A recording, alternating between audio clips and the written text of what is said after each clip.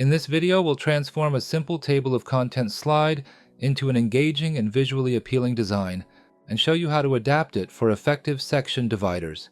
Let's get started. I've noticed that many people struggle with designing table of contents slides, especially beginners. Today, we'll work together to solve this common challenge. When creating a table of contents, the challenge lies in making an impact using just two text boxes, the title and the content list. This limited structure can make it difficult to create design variations.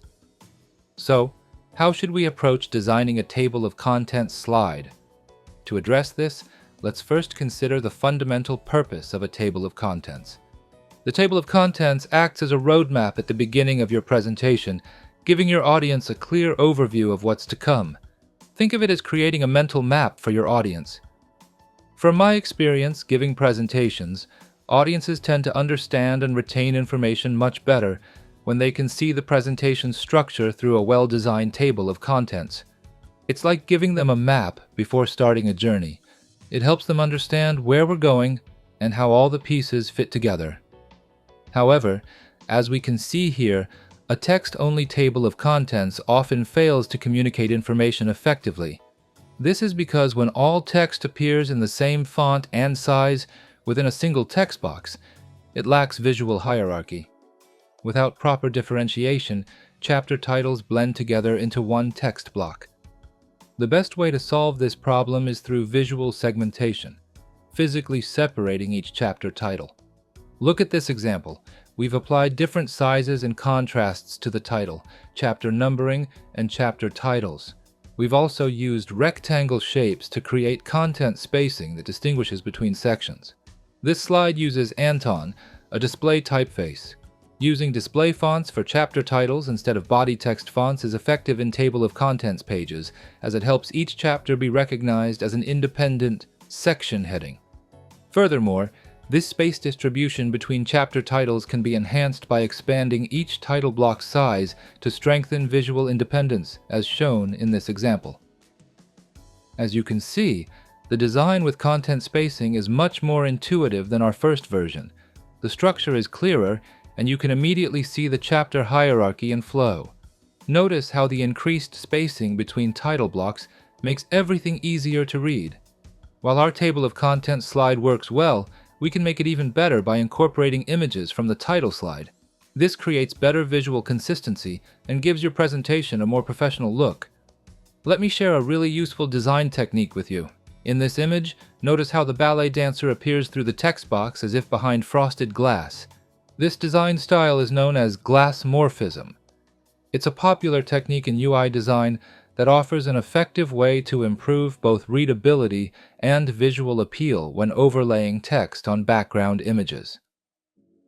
Let's walk through how to create this glass morphism effect in PowerPoint. Please open the attached practice file. First, insert the ballet dancer image and use Send to Back. Activate the original image in the crop tool and adjust the position and size so the dancer naturally overlaps with the text box. Now for the glass morphism effect, select all rectangle shape, navigate to Format Shape, Effects, Shadow, and set presets to Inside Center. Adjust shadow color to white and blur to 30 point, creating a white gradient effect inside the rectangle shape. For the glass frame, set the rectangle borderline to white with a 0.25 point width. Finally, when we make the ballet dancer image visible through this rectangle shape, our glass morphism effect will be complete. Select the background image and hit Ctrl D to duplicate.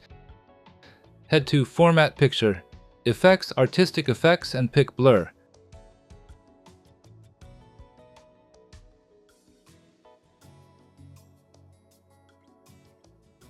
Copy this blurred image and right-click anywhere on the empty workspace. Select Format Background. Choose Picture or Texture Fill. and set the picture source to clipboard. This will set the blurred image as the slide background. Let's verify this. Delete the blurred image, and if you move the visible ballet dancer image down, you can see the blurred image has been set as the slide background. This image is set as the background of the slide and cannot be selected when clicked. Now, put the original ballet dancer image back in its place and set all rectangles fill to slide background fill.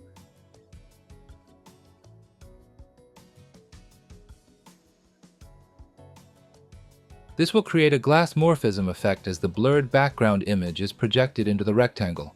The cool thing is, the effect updates automatically as you move the rectangle. Pretty straightforward, right? Glass morphism isn't as complicated as it might seem. As you can see, it's perfect for making text readable over images while keeping things visually appealing, and you can use it with any type of image. For our next design, let's try using a more complex image. Start by inserting the T-shaped building image and sending it to back. Use the crop tool to adjust the original image, positioning the T-shaped building in the bottom right of the slide. Add the shadow effect we just learned to all rectangles.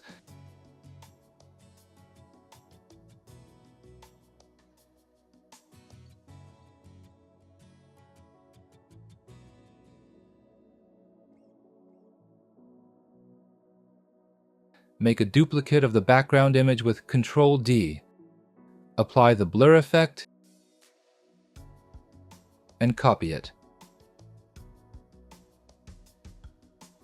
Right-click on the empty workspace and select Format Background. In the Fill menu, select Picture or Texture Fill and set the picture source to Clipboard to set the blurred image as your slide background. Next, delete the blurred image and set the rectangle's fill to Slide Background Fill. To finish up, let's reduce the bottom box's length by half to better show off the building.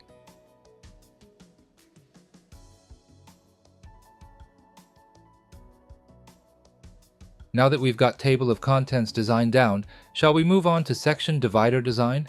As before, let's start by understanding the fundamental role of section dividers to create effective designs. Think of section divider slides as checkpoints in longer presentations.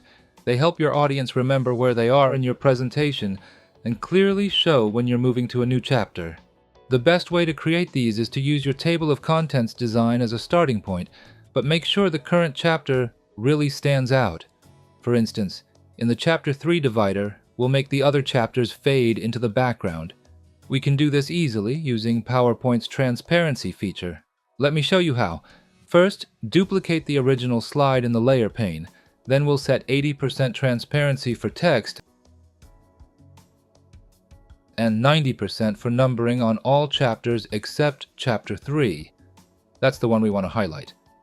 Finally, set the shadow effect of the rectangle box to 50% transparency and the borderline to 50% transparency.